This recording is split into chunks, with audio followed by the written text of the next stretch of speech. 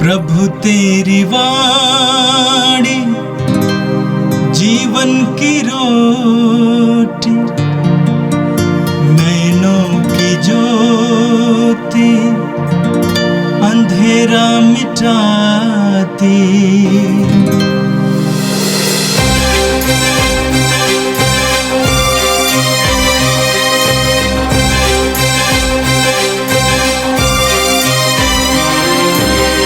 प्रभु तेरी वाणी जीवन की रोटी, नैनों की ज्योति अंधेरा मिटाती। प्रभु तेरी वाणी जीवन की रोटी, नैनों की ज्योति अंधेरा मिटाती। वाणी वाणी वाणी वाणी वाणी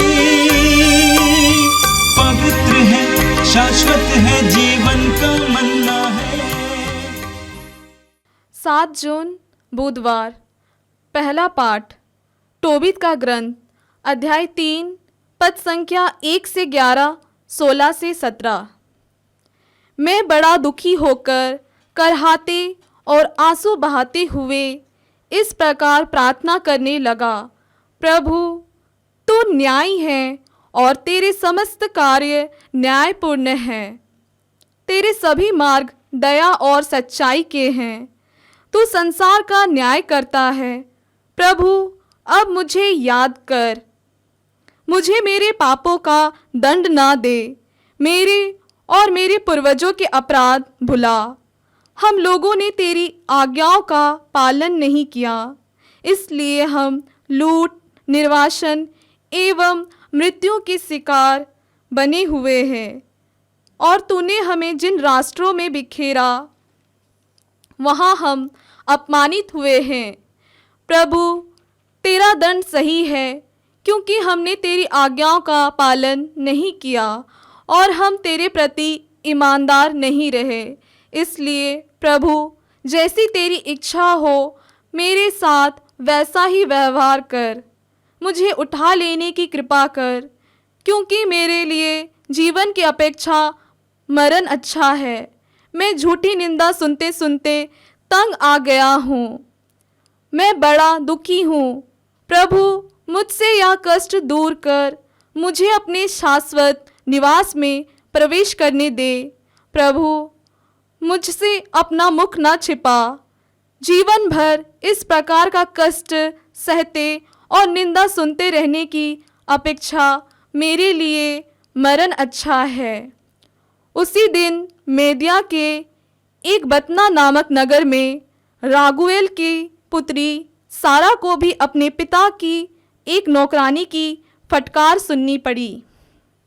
सारा का विवाह 7 बार हुआ था और सारा से पति का संसर्ग होने के पहले ही अस्मादेव नामक पिशाच ने क्रमशः सातों को उसके पास आते ही मार डाला था।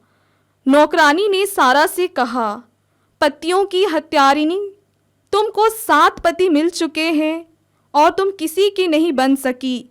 अपने मरे हुए पतियों के कारण हमको क्यों डांटती हो? उनके पास चली जाओ। अच्छा हो कि हम तुम्हारे पुत्र या तुम्हारी पुत्री को कभी नहीं देखे। उस दिन सारा को बड़ा दुख हुआ। वह रोते हुए पिता के घर की छत पर जाकर अपने को फांसी लगाना चाहती थी। फिर वह सोचने लगी, कहीं ऐसा ना हो कि लोग यह कहते हुए मेरे पिता का अपमान करें, तुम्हारी एक ही प्यारी पुत्री थी और उसने दुख के कारण फांसी लगा ली, और इस तरह मैं अपने बूढ़े पिता की मृत्यु का कारण बनूंगी।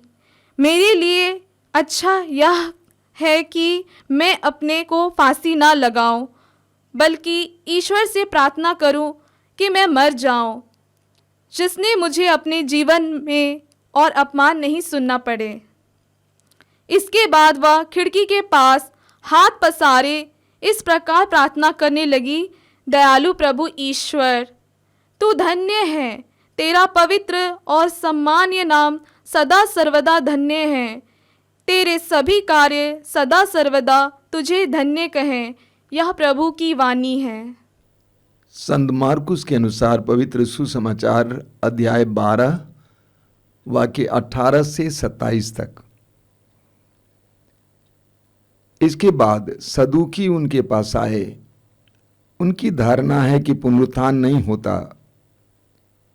उन्होंने ईसा के सामने प्रश्न रखा, गुरुवर, मूसा ने हमारे लिए यह नियम बनाया, यदि किसी का भाई अपनी पत्नी के रहते निसंतान मर जाए तो वह उसकी विधवा को ब्याह कर अपने भाई के लिए संतान उत्पन्न करे। 7 भाई थे। पहले ने विवाह किया और वो निसंतान मर गया। दूसरा उसकी विधवा को ब्याह कर निसंतान मर गया। तीसरे के साथ भी वही हुआ और 7 भाई निसंतान मर गए। सबके बाद वो स्त्री भी मर गई। जब वे पुनरुत्थान में जी उठेंगे तो वह किसकी पत्नी होगी? वह तो 7 की पत्नी रह चुकी है। ईसा ने उन्हें उत्तर दिया, कहीं तुम लोग इसलिए तो भ्रम में नहीं पड़े हुए हो कि तुम ना तो धर्म ग्रंथ जानते हो और ना ईश्वर का सामर्थ्य। क्योंकि जब वे मृतकों में से जी उठते हैं तब ना तो पुरुष विवाह करते और न स्त्रियां विवाह में दी जाती है, बल्कि वे स्वर्गदूतों के सदृश होते हैं।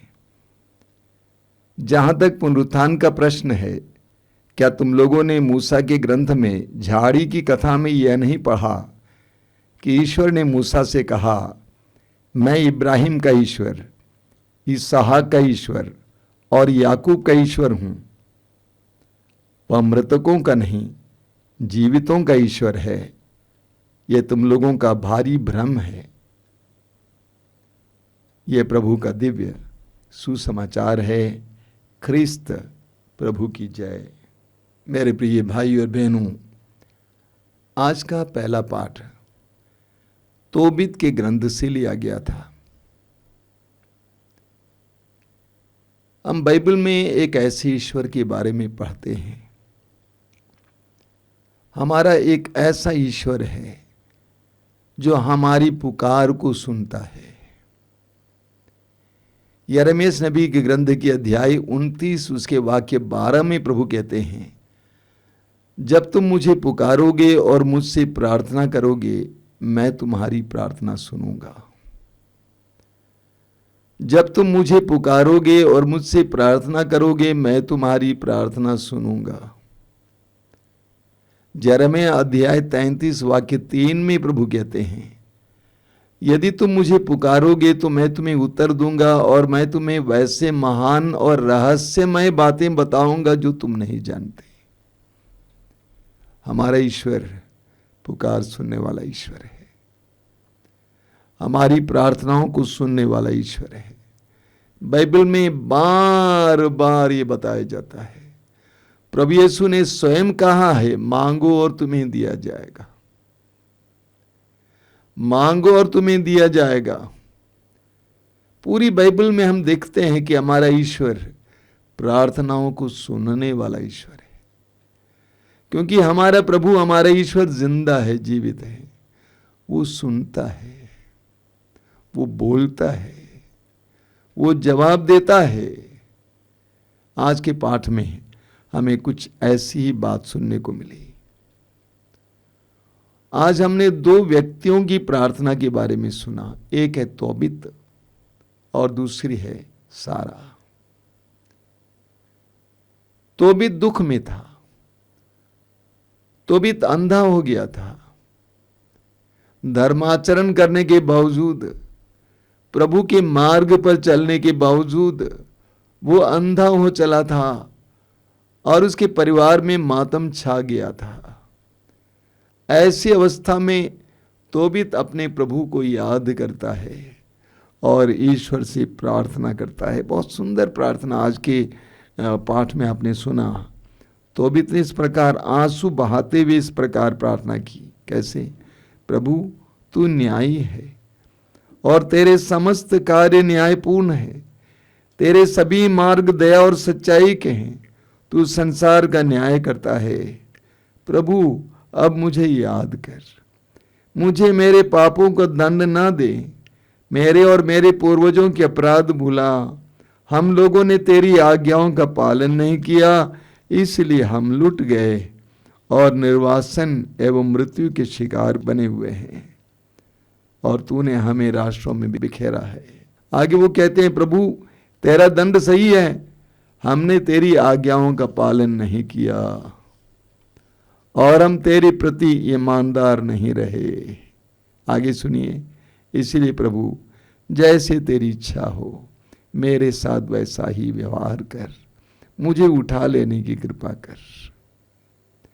प्रभु मुझसे अपना मुख न छिपा, जीवन भर इस प्रकार का कष्ट सहते और निंदा सुनते रहने की अपेक्षा मेरे लिए मरना अच्छा है। इस तरह तोबीत प्रार्थना करता है।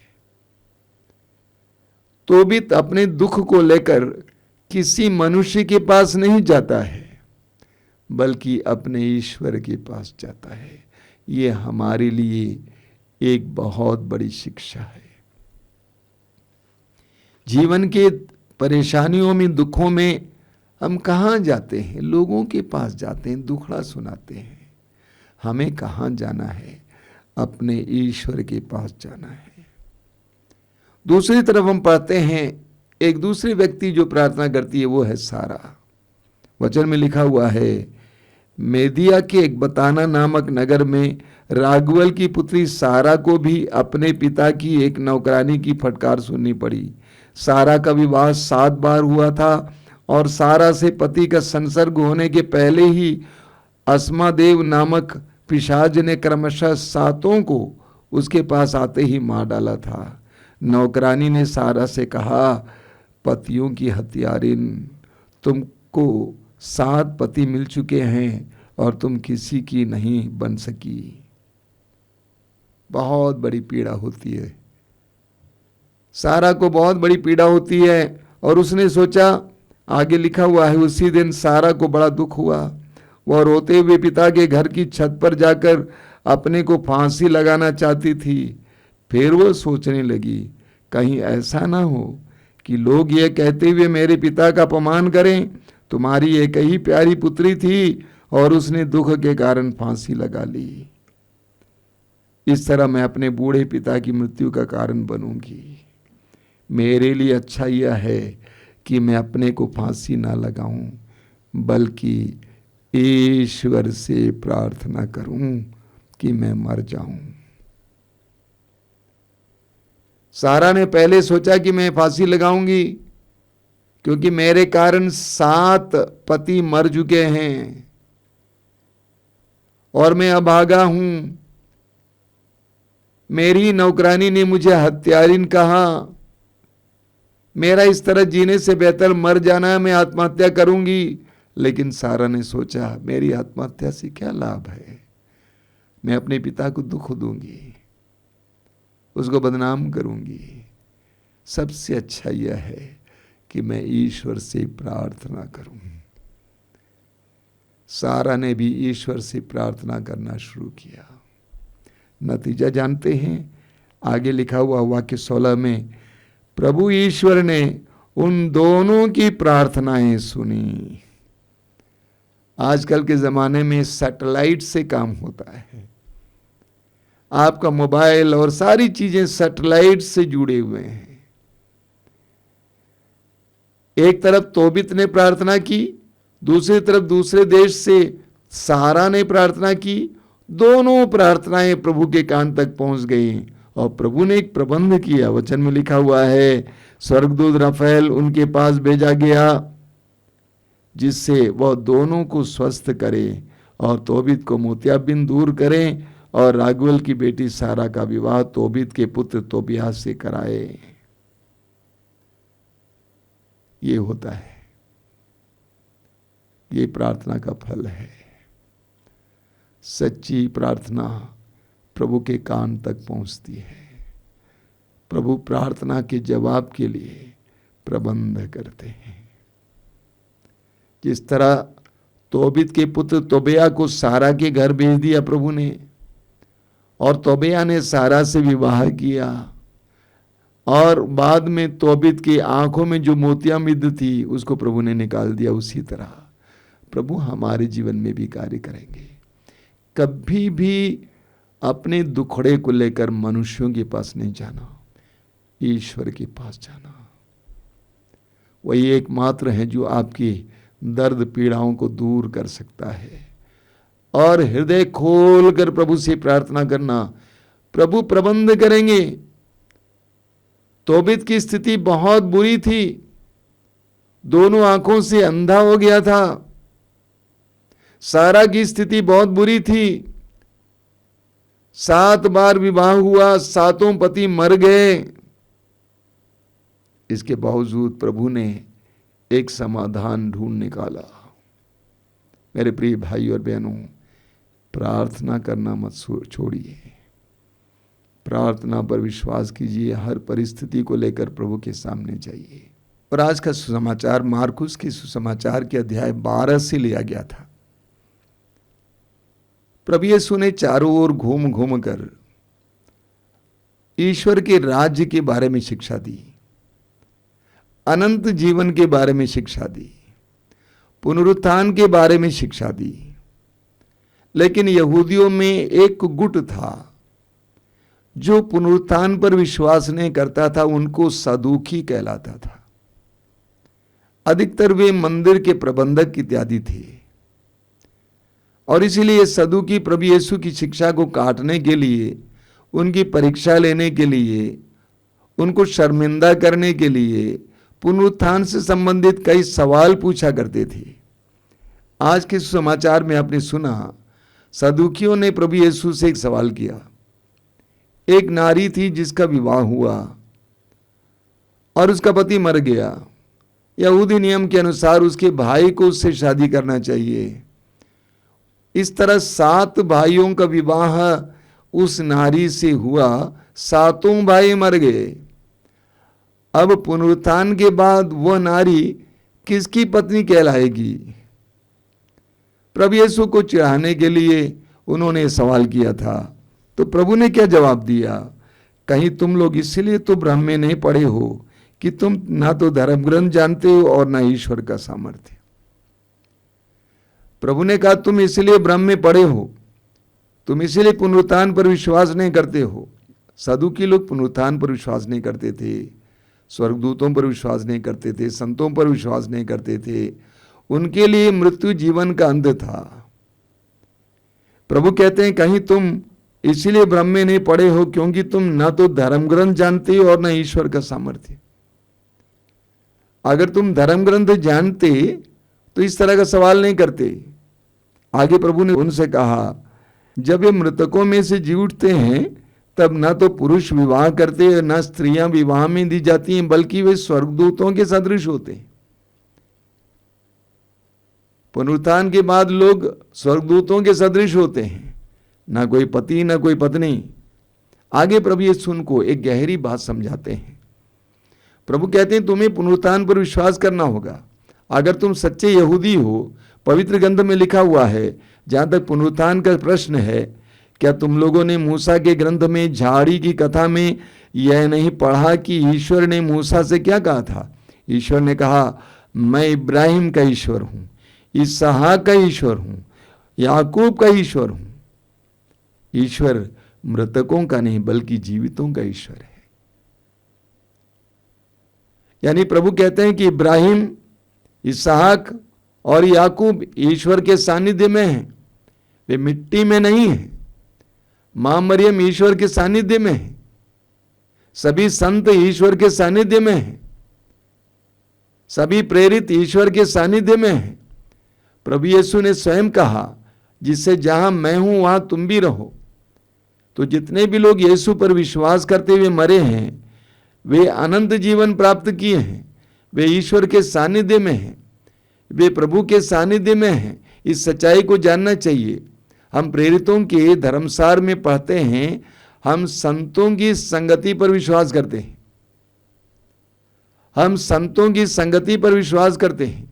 हम विश्वास करते हैं कि हमारा ईश्वर मृतकों का ईश्वर नहीं बल्कि जीवितों का ईश्वर है। इब्राहिम का ईश्वर, इसहाक का ईश्वर, याकूब का ईश्वर, पेतरुस का ईश्वर, मां मरियम का ईश्वर, संत यूसुफ का ईश्वर, सभी संतों का ईश्वर है। इस प्रकार प्रभु यीशु ने उनको समझाने का प्रयास किया कि पुनरुत्थान पर विश्वास करना चाहिए। आइए हम प्रार्थना करें। प्रभु यीशु धन्यवाद देते हैं आज के सुंदर दिन के लिए, दोनों पाठों के लिए धन्यवाद देते हैं। तोबीत के ग्रंथ से तूने जो वचन हमें सुनाया था उसके लिए धन्यवाद देते हैं। तेरे पवित्र वचनों के लिए धन्यवाद देते हैं। तेरी आशीषों के लिए धन्यवाद देते हैं। जब जब हमने तुझे पुकारा तूने हमें जवाब दिया, धन्यवाद देते हैं। धन्यवाद देते हैं क्योंकि तूने हमें पुनरुत्थान का रहस्य समझाया है। हमें समझाया कि हमारे जीवन का अंत मृत्यु नहीं है।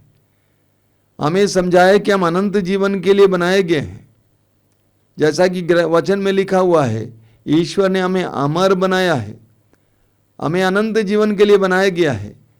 प्रभु इस चेतना में, इस धारणा में जीवन जीने के लिए हमें कृपा दीजिए। हे प्रभु यीशु इन वचनों को सुनने वाले मेरे भाई बहनों को आशीर्वाद देना। आज का संपूर्ण दिन उनके लिए आशीष का दिन बने। आमीन। प्रभु तेरी वाणी जीवन की रोटी, नैनों की ज्योति अंधेरा मिटाती। वाणी वाणी वाणी